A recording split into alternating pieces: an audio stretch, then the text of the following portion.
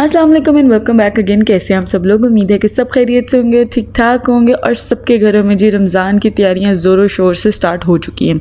हम लोग ज़्यादातर हफ्ता 10 दिन पहले ही तैयारियां स्टार्ट करते, तो जैसे कि मैंने स्टार्ट की तो सोचा जिस तरह से मैंने स्टार्ट की उसी वे से आप लोग के साथ शेयर करूँगी, जिन स्टेप्स के साथ मैंने किए।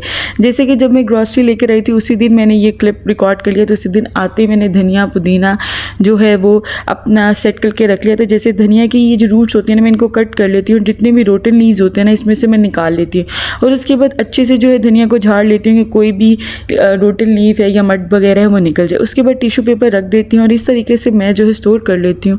आपका 2 हफ्ते तक धनिया को कुछ भी नहीं होता, बिल्कुल भी कोई ख़राब नहीं होता है। इसी तरह से मैं स्टोर करती हूँ। क्योंकि इसमें रूट्स नहीं थी इसलिए मैंने इसको कट नहीं किया और as it is tissue paper में रख कर मैं इसको बंद कर दूँगी। आप ये तरीका यूज़ करके देखें, 2 हफ्ते बिल्कुल भी धनिया जो है ख़राब नहीं होता है। ठीक है जी। उसके बाद हमारी आगे बारी आ जाती है पुदीने की। इतने ज़्यादा मैं पुदीना ले आई थी, बंच लिए तो 2 थे, वो इतने बड़े थे कि आप बिलीव करेंगे आधा पौना घंटा लगा है मुझे सारे इसके पत्ते अलहदा करते हुए। खैर मैंने ये भी कर लिया था क्योंकि धनिया पुदीना बेसिक्स हैं। बहुत सारी रेसिपीज़ में आपकी ये जो धनिया पुदीना वो लाजमी यूज़ होता है और अधूरी रह जाती हैं अगर ये चीज़ें ना डाली जाए, और इनकी जो चटनियाँ बनती हैं उनकी तो बात ही अलग है। सबसे इंपॉर्टेंट पॉइंट जो आपने जहन में रखना होता है ना वो ये है कि जितने भी ग्रीन लीफी वेजिटेबल्स होते हैं ना उनको वॉश करके नहीं रखते हैं, उनको हमेशा एज इट इज़ रखते हैं। अगर आप वॉश कर देंगे ना तो बैक्टीरियल एक्शन स्टार्ट हो जाएगा और 1-2 दिन तक वो आपकी चीज़ ख़राब होना शुरू हो जाएगी। इसलिए आपने उसको हमेशा ड्राई फॉर्म में रखना है। मड जो है वो आप उसको जितना डस्ट ऑफ कर सकते हैं कर लें और उसके बाद उसको आपने ड्राई फॉर्म में यूज़ करना है। अगर तो आपने 2-3 दिन के अंदर पुदीना यूज़ कर लेना तो इस तरीके से जिप लॉक बैग में भी आप पुदीने को अपने स्टोर कर सकते हो। बट बिफोर दैट आपने, जैसे मैंने देखा है, जितने भी रोटन लीव्स थे वो मैंने अच्छे से देख लिया कि कोई है तो नहीं, उसको निकाल कर आपने डिस्कार्ड कर देना है ताकि वो बाकिया जो आपका पुदीना लीव्स हैं उनको ख़राब नहीं करें। उसके बाद जो सेकंड मेथड है ना वो ये है कि जैसे कि पुदीना धनिया को मैंने स्टोर किया है और वो 2 हफ्ते तक बिल्कुल भी ख़राब नहीं होगा। सेम मेथड से हमने पुदीना स्टोर करना है, बट बिफोर दैट ये पॉइंट आपने जहन में रखना है, जिस कंटेनर में आप रख रहे हैं ना पहले उसको आपने ड्राई कर लेना है, पैड ड्राई कर लें और उसके बाद आपने उसके अंदर रखने हैं जो इसी तरीके से किचन टावल्स रखने। किचन टावल का ही यूज़ करें क्योंकि इनके अंदर जो सोकिंग पावर होती है ना लिक्विड को वो ज़्यादा है बनस्बत जो दूसरे टिश्यू रोल्स होते हैं ना उनकी नस्बत। अब जी मैंने चने लिए हैं, चनों को मैं 2 बार रिंस करूंगी और इसके बाद मैं भिगो कर चने रख दूंगी ओवरनाइट के लिए। कोई बेकिंग सोडा कुछ भी नहीं डालूंगी और सुबह उठूंगी तो मैं इसको प्रेशर कुकर में बॉईल कर लूँगी। आप चाहें तो नॉर्मल पॉट में भी कर सकते हैं क्योंकि वो इतने सॉफ्टन हो चुके होते हैं कि नॉर्मल पॉट में भी बहुत ईजिली कुक हो जाते हैं। खैर यहाँ मैं प्रेशर कुकर में इसको कुक करूँगी। मैंने सॉल्ट डाल दिया है और उसके बाद मैंने विसल आने के बाद 12 मिनट जो है वो कंटिन्यूसली विसल आने दी है और उसके बाद मैंने प्रेशर कुकर बंद किया। पर एक पॉइंट जो आपने याद रखना है, जब आपने प्रेशर रिलीज़ करना है आपने सीटी ऊपर से नहीं उठानी है, जो वेट है उसका नहीं उठाना है, उसको पड़े रहने देना, खुद से प्रेशर को रिलीज़ होने देना है।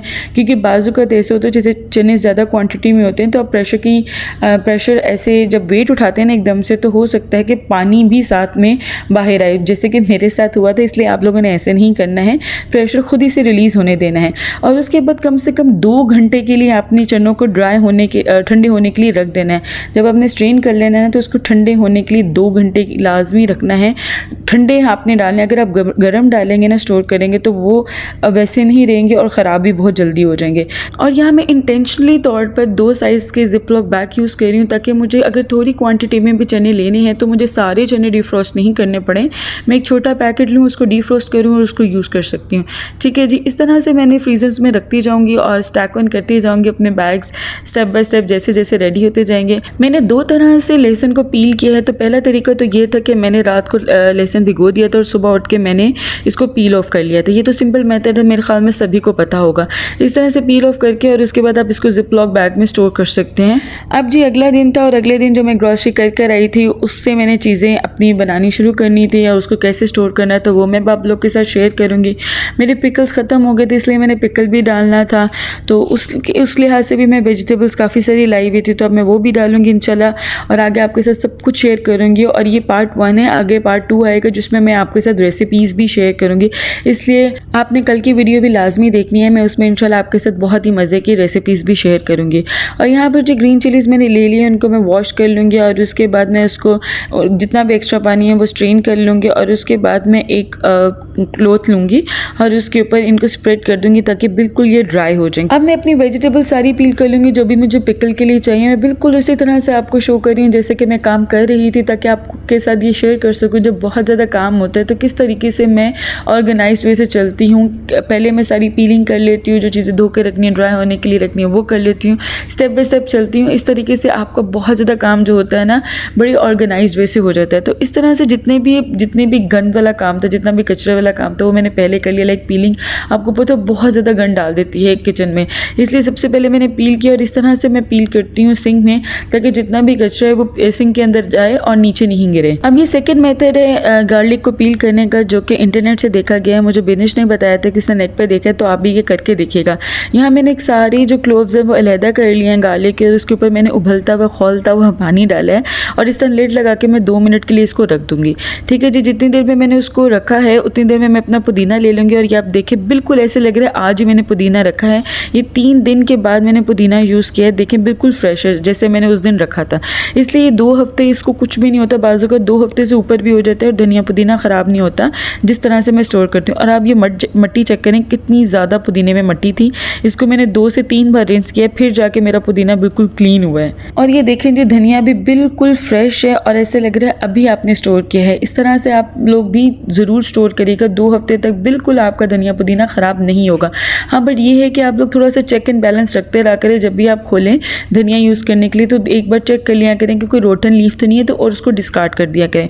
और यहाँ पर जी मैं इमली भिगो रही हूँ। इमली ये जो मैं भिगो रही हूँ पहले पाकिस्तान की इमली है, तो इसको मैं 2 बार धोऊंगी ताकि जो भी मड वगैरह है वो निकल जाए। और इसके बाद जो साइड पे पैकेट पड़ा आप देख रहे हैं ये थाईलैंड की है, इसमें थोड़ा सॉल्ट होता है। इसको मैं एज इट इज़ ही भिगो दूंगी और थोड़ा सा मैंने गर्म पानी डाल दिया है और इसको आधे घंटे के लिए वैसे तो भिगो के रखना है, बट काम इतना ज़्यादा है ये आधे घंटे से ज़्यादा ही भीगी रहेगी। और शुक्र है मुझे याद आ गया कि मैंने लहसुन भिगो के रखा हुआ है और उसको मैंने पील करना है। खैर मैंने इसको पील करना स्टार्ट कर दिया था और बहुत ही ईजिली पील हो रहा था। मुझे नहीं थी तवक्का कितनी जल्दी खैर पील होगा। खैर बहुत ईजिली हो गया था मेरा, ये पील होना स्टार्ट हो गया था। पर जब मैं इसको पील कर रही थी ना तो साथ ही ज़िशान आ गए, उन्होंने देखा इतना ज़्यादा किचन में काम है तो उन्होंने कहा कि ये लहसुन मुझे दे दो, मैं इसको पील कर लेता हूँ, तुम बाकी के काम कर लो। तो मैंने कहा ठीक है फिर लीजिए, बाकी बहुत काम है आज। तो खैर वो चले गए थे। अच्छा जी, अब मैं आप लोग के साथ कंपैरिजन शेयर करने लगी। ये वो लहसुन है जो कि आज गर्म पानी में भिगो के मैंने रखा और उसको पील किया। ये जो गर्म पानी डाल के मैंने लहसुन को पील किया है ना वो ग्रीन होना स्टार्ट हो गया, जबकि मैंने 3 दिन पहले ये फ्रीज़ किया था लहसुन को, जो नॉर्मली रात को भिगोया और सुबह मैंने पील किया। इसको देखिए बिल्कुल भी कुछ नहीं हुआ, जबकि ये जो गर्म पानी वाला है ये ग्रीन होना शुरू हो गया। इसलिए मेरी तरफ से बिग नो है कि आप लोग ऐसे नहीं करिएगा जैसे कि मैंने गलती की है। खैर जितने भी ग्रीन वाले थे ना क्लोव्स जो ग्रीन बहुत ज़्यादा हो गए तो इनको मैंने डिस्कार्ड कर दिया था और बाकी को मैंने चॉप कर लिया था। मैं ग्राइंड नहीं करती, इन्हें मैं चॉप करती हूँ और आपने देखा है कि मैं फ्लैटन करके ट्रे पे रखती जा रही हूँ एक स्पैचुला की हेल्प से। और यहाँ पे मैंने अदरक पहले चॉप किया था और उसके बाद मैंने लहसुन किया था, बट क्लिप्स आगे पीछे हो गए हैं। तो खैर ये मैंने अदरक किया था और अदरक को भी मैंने आपने देखा ये ऐसे फ्लैटन कर लूँगी और जिससे मैंने लहसुन को किया है। और उसके बाद ये 3-4 घंटे बाद क्या क्लिप है जो मैं इसके साथ डाल रही हूँ ताकि एक थोड़ा सा सीक्वेंस बन सके। ये जब मैंने 3 घंटे इसको हो गए थे फ्रीज़र में रखे हुए तो फिर मैंने एक बड़ी सी नाइफ़ से निशान लगा दिए थे ताकि जब ये बिल्कुल फ्रीज़ हो जाए ना तो तोड़ना मेरे लिए आसान हो और उसी तरीके से क्यूब फॉर्म में जैसे भी जो साइज़ मुझे चाहिए उस फॉर्म में मैं इसको स्टोर कर सकूं। जब तक मैं इन कामों से फारिग हुई मेरी चिलीज़ बिल्कुल ड्राई हो चुकी थी, इनकी मैंने स्टेम्स रिमूव कर ली हैं। और अब मैं सबसे पहले डालूंगी जी पिकल डालूंगी। अभी मैं ब्राइन ये वही वाला यूज़ करूँगी जिसमें मैंने पहले पिकल डाला हुआ था, मेरा पिकल ख़त्म हो गया तो उसको दूसरी बार मैं यूज़ करूँगी और उसके बाद मैं यूज़ नहीं करूँगी, डिस्कार्ड कर दूँगी।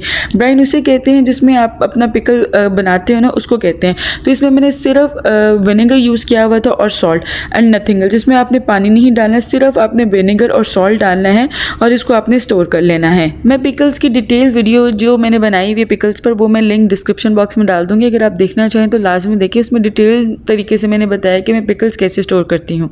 इसके अलावा यहाँ पर जी जो बाकी थी उनको चिलीज़ थी उनकी भी मैंने स्टेम्स रिमूव कर लिए हैं और थोड़ा सा टिश्यू से मैंने पैड ड्राई कर लिया और उसके बाद मैंने इसको जिप लॉक बैग में डाल दिए हैं और इस तरह से स्ट्रॉ की हेल्प से मैंने सारी एयर अंदर से निकाल दी और बिल्कुल अच्छे से मेरी चिलीज़ जो है वो स्टोर हो गई हैं। 2 वीक्स के लिए आप इसको फ्रिज में स्टोर स्टोर कर सकते हैं। अब बारी है जी चेरी टोमेटोज़ को स्टोर करने की। इनको मैं अच्छे से वॉश कर लूँगी। सिंपली मैं इसको भी क्लॉथ पर स्प्रेड कर दूँगी और जब ये बिल्कुल ड्राई हो जाएंगी ना तो इनकी स्टेम्स रिमूव कर दूँगी और एक कंटेनर लूँगी, उसमें किचन टॉवल रखूँगी और इसको इस तरह से मैं स्टोर कर लूँगी 2 से 3 हफ्ते तक। ये भी बिल्कुल ख़राब नहीं होती अगर जिस तरह से मैंने स्टोर किए आप भी स्टोर करें तो।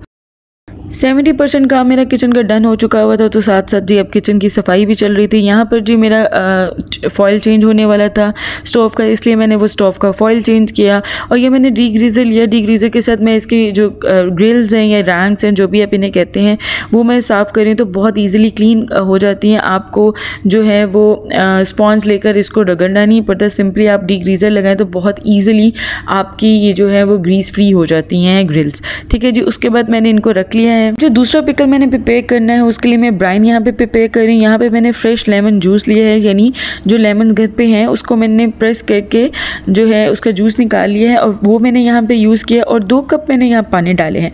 1.5 कप लेमन जूस है और 2 कप हमारे पास यहाँ पानी है और इसको आपने इतना पकाना है कि एक बॉयल आएगा और उसके बाद आपने चूल्हा बंद कर देना और ठंडा होने के लिए रख देना है।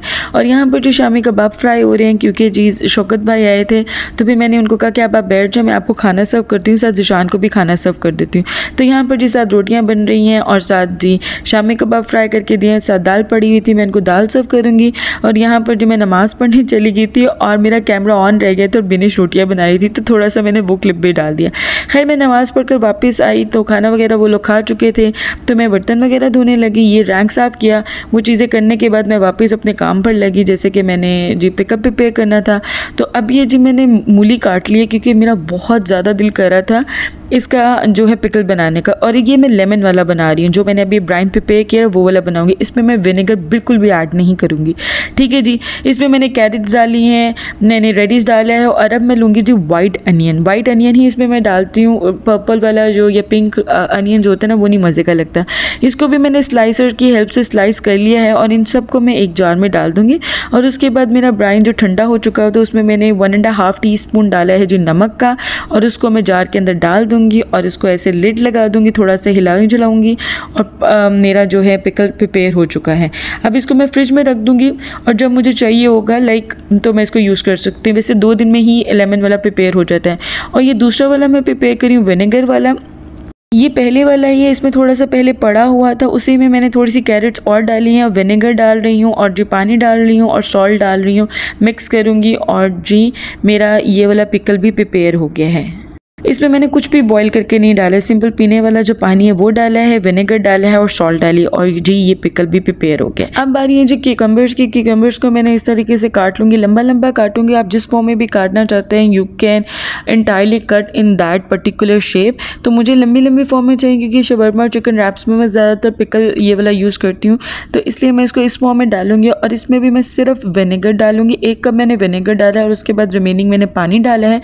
जितना आपने डिल्यूट करना होता है आपने अपनी मर्जी से डिल्यूट करना है और आपने 1 टीस्पून या 1.5 टीस्पून सॉल्ट डालनी होती है। तो यहाँ पर जो पिकल्स प्रिपेयर हो चुके हैं और अब बारी है जी चटनियों की। यहाँ पर जी धनिया पुदीना जो मैंने धो के रख दिया था, ये मैंने धनिया लिया है और जी पुदीना डाला है। आपने अपनी मर्जी से क्वांटिटी रखनी है जितनी भी आपने डालनी है। और फिर मैंने हरी मिर्चें ले ली हैं क्योंकि अब मैं डालूंगी जो रायते में क्यूब्स डालते हैं ना वो बनाने लगी हूँ। तो इस तरह से मैं इसको कर रही हूँ ग्राइंड, क्योंकि ये ग्राइंड नहीं था हो रहा तो मैंने निकाल लिया था और ऊपर से थोड़ा थोड़ा डाल रही हूँ तो ये ग्राइंड हो रहा है। उसके बाद धनिया पुदीने की इस पेस्ट को मैंने एक ट्रे पर बिल्कुल फ्लैटन करके फ्रीज़र में रेफ्रिजरेट होने के लिए रख दिया था। 3 घंटे के बाद मैंने जब ट्रे निकाली उसके बाद मैंने नाइफ से बिल्कुल जो साइज़ मुझे चाहिए उस साइज़ के मुताबिक लाइंस लगा दी थी, ताकि जब ये बिल्कुल फ्रीज़ हो जाए ना तो अच्छे से मैं आराम से वो जो क्यूब जितने भी साइज़ के मुझे चाहिए मैं सेपरेट कर सकूँ और वापस रिस्टोर कर सकूँ। अब मैंने सेम ग्राइंडर लिया है और जो मैंने इमली भिगो के रखी हुई थी उसमें से थोड़ा सा इमली का पानी लिया है और धनिया पुदीना और हरी मिर्चें डाल रही हूँ और मैं इसको ग्राइंड कर दूँगी।